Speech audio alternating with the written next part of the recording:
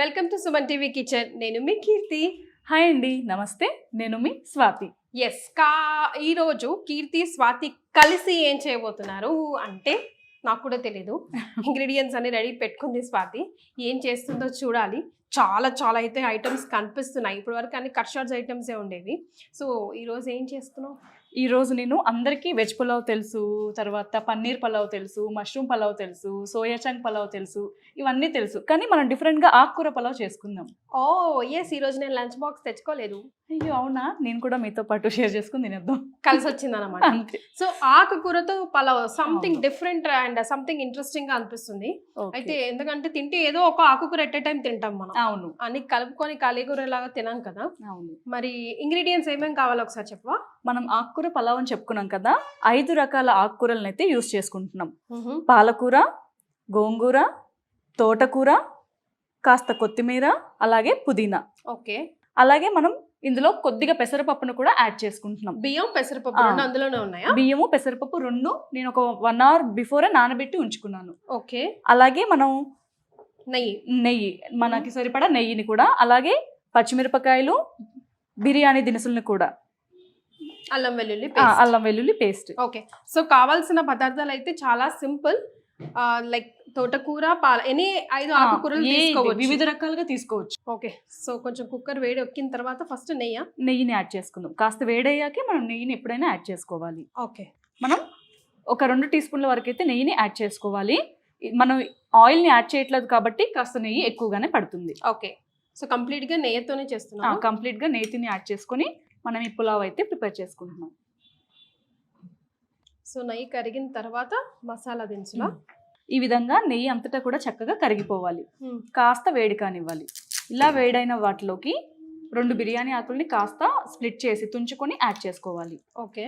ఏమేమి ఉన్నాయి ఇందులో? షాజీరా, దాల్చిన చెక్క, లవంగాలు, మిరియాలు, ఇలాచి అన్నీ కూడా హాఫ్ టీ స్పూన్ అయితే సరిపోతాయి. ఓకే. మరి స్పైస్ ఎక్కువ ఘాటు లేకుండా చక్కగా ఉంటుందన్నమాట. ఓకే. వీటిని కాస్త మనం రంగు మారే వరకు కూడా వేయించుకోవాలి. ఈ మసాలా దినుసులు వేగుతున్నప్పుడు మంచి సువాసన అనేది వస్తుంది కదా, ఆ సువాసన వచ్చే వరకు కూడా మనం వీటిని చక్కగా వేయించుకోవాలి.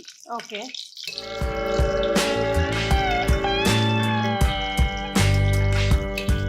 చక్కటి వాసన వచ్చేస్తుంది. ఈ విధంగా మనకి స్మెల్ అనేది వచ్చినప్పుడు మనం ముందుగా కట్ చేసి ఉంచుకున్న ఆనియన్స్ ని కూడా యాడ్ చేసుకోవాలి. ఓకే.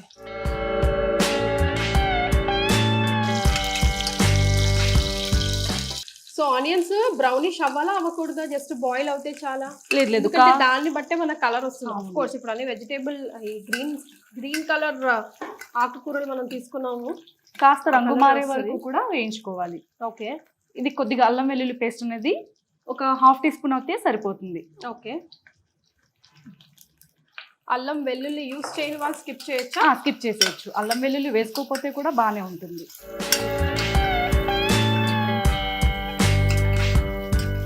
పచ్చిమిర్చి ఇందులో కారం వేయం కదా, ఓన్లీ పచ్చిమిర్చికి సంబంధించి. సో ఇందులో మనం కారం వేయం. ఏది వచ్చినా కారం, అల్లం వెల్లుల్లి పేస్ట్, మిరియాలు అండ్ పచ్చిమిర్చి, అంతే. వీటి నుంచి కారం అనేది వస్తుంది అనమాట. సో ఎవరు ఎక్కువగా తింటే కారం వాళ్ళు తగ్గట్టు వేసుకోవచ్చు. లేదా ఇప్పుడు 1 కప్పు బియ్యం అని చెప్పుకున్నాం కదా, దానికైతే 5 నుంచి 6 వరకు పచ్చిమిరపకాయలు సరిపోతాయి. ఈ విధంగా తరుక్కున్న పచ్చిమిరపకాయలని కూడా యాడ్ చేసుకుందాం. అల్లం వెల్లుల్లి పేస్ట్ వేసిన తర్వాత ఎక్కువసేపు కలుపుకోవాల్సి వస్తుంది. అవును, అడుగంటకుండా ఉంటుంది. స్మెల్ కూడా చక్కగా వస్తుంది. చూసారా, ఫ్రెష్ అల్లం వెల్లుల్లి పేస్ట్ వేస్తే ఇంకా రుచి, ఆ స్మెల్లే వేరు. అంతే. ఇప్పుడు మనం వీటిలోకి మనం ముందుగా కట్ చేసి ఉంచుకున్న ఆకుకూరలు ఒక్కొక్కటిగా వేసుకోవాలా? ఆకుకూరలు మాత్రం చాలా శుభ్రంగా కడిగి ఉంచుకోవాలన్నమాట. వీటికి కంటికి కనిపించదు కానీ డస్ట్ ఎక్కువ ఉంటుంది కదా, అంటే మట్టి ఎక్కువ ఉంటుంది. అదే స్పెషల్గా గోంగూర, పాలకూర, తోటకూర వీటికి ఆకుకూరలు చూసేటప్పుడు వేసేటప్పుడు స్టార్టింగ్ లో అంత కనిపిస్తుంది, నిమిషంలో మగ్గిపోతుంది.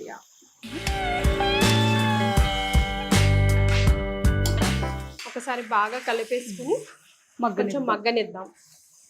ఆకుకూర చక్కగా మగ్గాలి. ఇక్కడ మనం పచ్చి వాసన అంతా పోవాలి కదమ్మా, లేకపోతే ఆ పచ్చివాసన అంతా మనం ఉడికించుకున్న బియ్యానికి, పప్పుకి పట్టేసి పచ్చి పచ్చిగా అనిపిస్తుంది.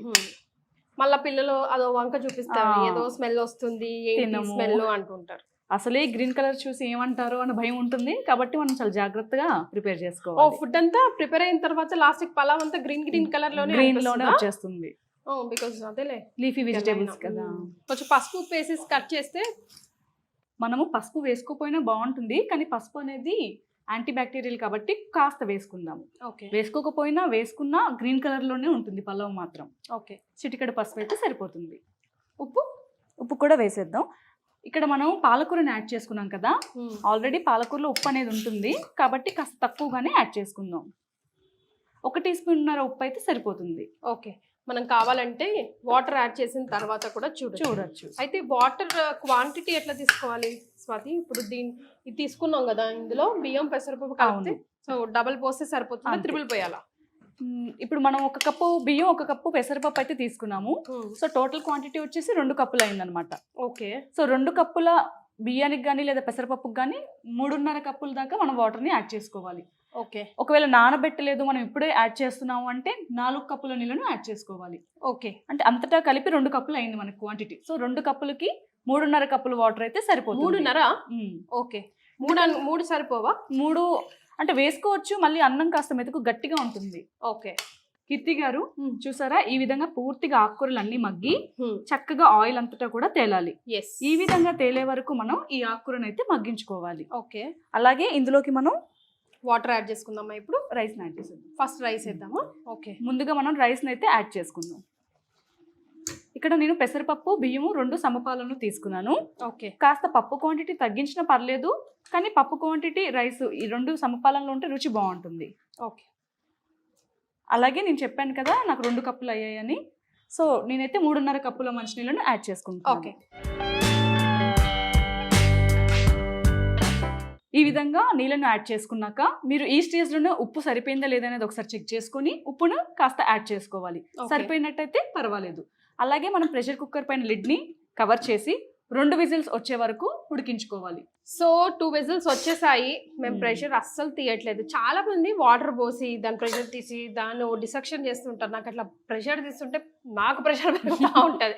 బికాస్ ఆ ప్రెషర్తోనే యమ్మీ టేస్ట్, ఆ అరోమా, ఆ సెటిల్మెంట్ అంతా వస్తుంది. అవును కదా, అసలు అలా తీయకూడదు అనమాట. ఇలా పూర్తిగా ఉంచితే రైస్ కూడా బాగుంటుంది, తర్వాత దానికి ఉన్న ఫ్రాగ్రెన్స్ మీరు అన్నట్టు అరోమా అంతటా కూడా రైస్ కి అలాగే ఉంటుంది.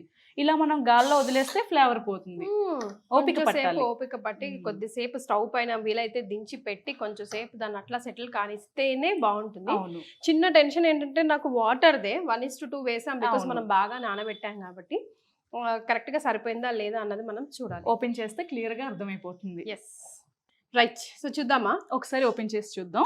పూర్తిగా ఎయిర్ వెంటిలేషన్ అంతా వెళ్ళిపోయింది. ఇప్పుడు ఓపెన్ చేసుకుందాం. పర్ఫెక్ట్ గా ఉడికిందా? చాలా పర్ఫెక్ట్ గా. చూడండి ఒకసారి. యా, మరి మెత్తగా అవ్వలేదు. షేప్ కోసం ఆ బౌల్లో పెట్టావా? ఒకసారి ఇలా తీద్దాం, ఎలా ఉంటుందో చూద్దాం. హే, సైడ్కి కూడా వచ్చి దీని షేప్ వచ్చింది. అందుకే అలా పెట్టాం, ఇలా రావాలని. అంతేనా? బా, పొగలు కక్కుతూ సూపర్ ఉంది అసలు. మీకు తెలుసా ఈ రెసిపీ రీసెంట్గా, అంటే మనం ఇందులో పెసరపప్పు వేసాం కానీ వితౌట్ పెసరపప్పు చిరంజీవి గారి మదర్ వేసిన వీడియో ఒకటి వైరల్ అయింది. అవునా? ఎస్, ఆకుకూరల పలావ్. నేను ముందే చెప్దాం అనుకున్నాను, బట్ అందులో పెసరపప్పు లేదు, ఇందులో మనం వేసుకున్నాం, అంతే తేడా. సో పచ్చడి కానీ రైతాతో కానీ పెరుగు చట్నీతో కానీ కాంబినేషన్. సో టేస్ట్ చూడండి ఎలా ఉంది. నేను ఈ కింద తీసుకొని బాగుంది, సూపర్ ఉంది, చాలా బాగుంది. ఐ థింక్ ఇంకా పచ్చడితో రైతాతో ఇంకా బాగుంటుందేమో. రైతాతో బాగుంటుంది ఇంకా. రైట్.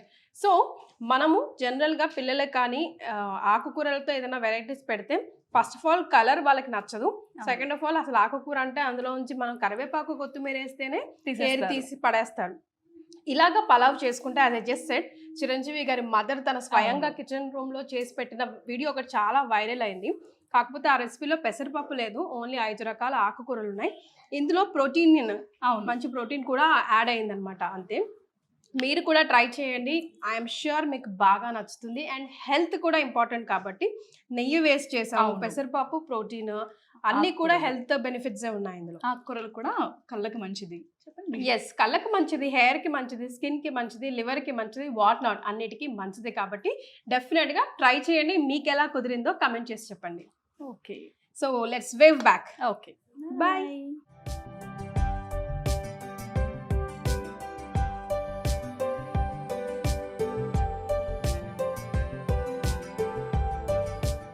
సుమన్ టీవీలో మీ పర్సనల్ అండ్ బిజినెస్ ప్రమోషన్స్ కోసం కింది నెంబర్కి కాంటాక్ట్ చేయండి.